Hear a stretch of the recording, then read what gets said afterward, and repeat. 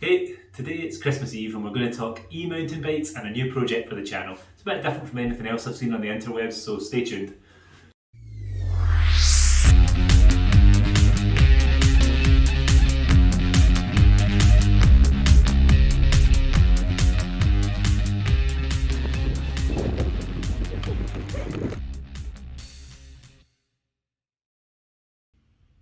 So this is the channel's new e-mountain bike. Now before any of you who don't like e-mountain bikes click off to some other video, hear me out for a second.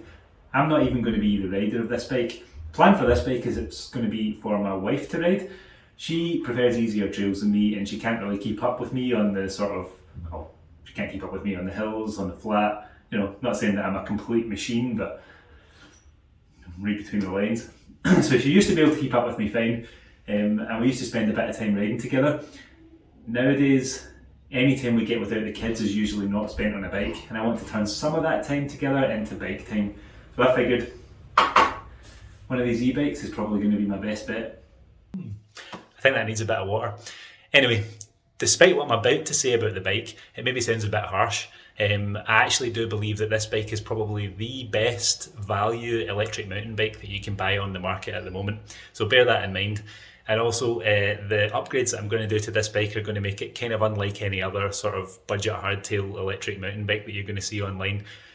Just little things like factory Fox forks and stuff like that. It's going to be a pretty beastie build. Hoping to stick some Hope brakes on it. I said Hope too many times there, didn't I? So let's take you a quick tour of this bike. It's a Liv tempt 3 Plus. E Plus Temp 3, you know, something like that.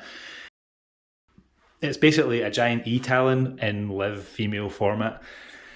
This one has 650B, 27.5, whatever you want to call them, wheels. And basically the small and extra small sizes come with the smaller wheels and the medium and large come with the 29ers. Now they've made some interesting choices with the spec of this bike. So it's got quick release boost spacing, which is basically 141 QR boost or something that's called. But basically it's a boost hub with quick release end caps on it. So it's going to be relatively difficult to upgrade. The bike comes with these Suntour forks. Now I'm going to be relatively harsh with these and say that they're pretty much worse than a set of rigid forks. Not really my thing at all, but hey, we can swap them out. It's got a Shimano Advent 9-speed mech and shifter. Looks like it's a relatively heavy but robust steel cassette, which is probably a good thing on an e-bike because we don't really need to be saving too much weight there, and it's probably going to get ripped to pieces from all the power that this little motor is putting out. It's a Liv or a Giant, so it's basically a Yamaha motor in here, and I'm a bit of a Yamaha fan myself. So, as you'd expect, you get a woman's seat. The saddle's relatively comfy, I think. I've even sat on it myself and it doesn't feel too bad. So that's probably going to be something that stays.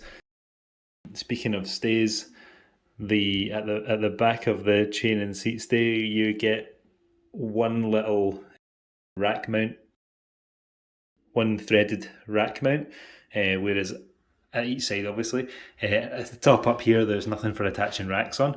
So my solution to that is going to be one of these little clamps. Goes on there. You can use it as a seat clamp, but unfortunately, with it being Christmas and everything being out of stock, this is actually a 31.8 clamp, and it's a 30.8. Oh, I'm getting my sizes mixed up. But basically, what I'm going to have to do is not use this as a seat clamp, use this as an additional clamp, and file off the little ridge here so that it fits over the seat post, and just run 2 clamps. But that'll be okay in the short term. Yeah, here's this bike. It also seems to have a little clutch on this. I'm not really familiar with these rear mechs, but it looks like it's got some sort of clutchy type setting in here. Fiddled with it, doesn't seem to make that much difference, so we'll find out what that actually is. Brakes on here are these jobbies, Tektros. They're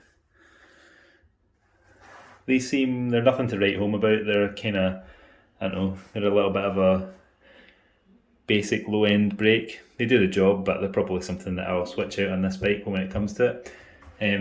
Yeah, I definitely don't like these forks. I mean, look at them.